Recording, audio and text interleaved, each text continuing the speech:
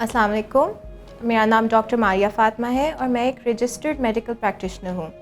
आज के public health discussion में हम एक बहुत common public health disease discuss करेंगे, जो कि बहुत इम्पॉर्टेंट इसलिए है क्योंकि उसकी प्रेवलेंस पाकिस्तान में बहुत ज़्यादा है। 8% ऑफ वुमेन एंड बच्चियाँ और औरतें पाकिस्तान की सफ़र करती हैं from pelvic inflammatory disease. Pelvic inflammatory disease क्या है? बेसिकली ये एक इन्फेक्शन है जो कि हमारे वजाइना से शुरू होती है and the pattern of the disease is ascending in pattern, तो वो नीचे से ऊपर की तरफ जाती है। वजाइना से वो जाएगी सर्विक्स पे, फिर वो ट्यूब्स में जाएगी और फिर ओवरी में जाएगी। तो ये इन्फेक्ट करती है एक फ़ीमेल रिप्रोडक्टिव सिस्टम के सारे ऑर्गन्स को। पेल्विक इन्फ्लेमेटरी डिज़ीज़ के कुछ बहुत ख़ास अलामात हैं। इनमें सबसे पहले आ जाते हैं बुखार। अब एक तो हाई ग्रेड फ़ीवर होता है यूजुअली फ़ीमेल्स में, इसके साथ साथ पेट के निचले हिस्से में लोअर एब्डोमिनल पेन होती है एंड ये पेन क्रैम्पिंग इन नेचर होती है usually. Along with this there is vaginal discharge, जिसे हम गंदा पानी आना भी कहते हैं, माहवारी वाली जगह से गंदा पानी आना। ये यूजुअली ये अलामात होती हैं जिससे हमारे पास फ़ीमेल्स आती हैं।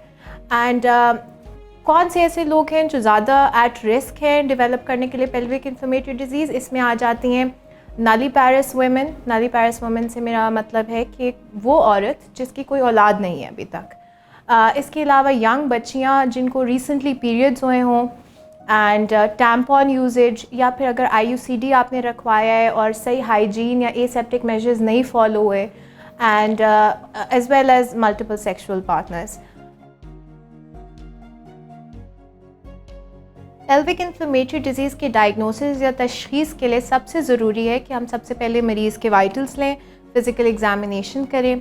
उसके बाद वजाइनल डिस्चार्ज जो गंदा पानी आ रहा है माहवारी वाली जगह से, उसको हमने एग्ज़ामिन करना है। इसका कलर क्या है, इसकी स्मेल क्या है, इसकी कंसिस्टेंसी क्या है, जिसके बाद हम इसे कल्चर एंड सेंसिटिविटी के लिए भिजवा देंगे। इसके अलावा बहुत ज़रूरी है कि हम एक पेल्विक अल्ट्रासाउंड करें। इस अल्ट्रासाउंड में हम देख लेंगे कि कोई ओवेरियन एब्सेस तो नहीं है, कोई मास तो नहीं है, कोई रसोली तो नहीं है, कोई एसएच मसला तो नहीं है। उसके बाद गोल्ड स्टैंडर्ड जो हमारे पास है, जो सबसे ज़रूरी टेस्ट है, वो है लैप्रोस्कोपी।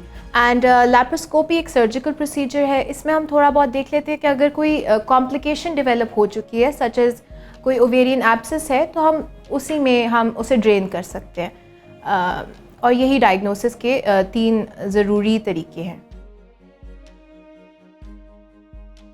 जो इलाज है या ट्रीटमेंट है वो बहुत ज़रूरी है। एंड कोई भी फ़ीमेल आपके पास आती है या कोई भी फ़ीमेल जो ऐसे सिम्टम्स एक्सपीरियंस कर रही है, ये बहुत ज़रूरी है कि वो जितना जल्दी हो सकता है वो इसकी ट्रीटमेंट ले।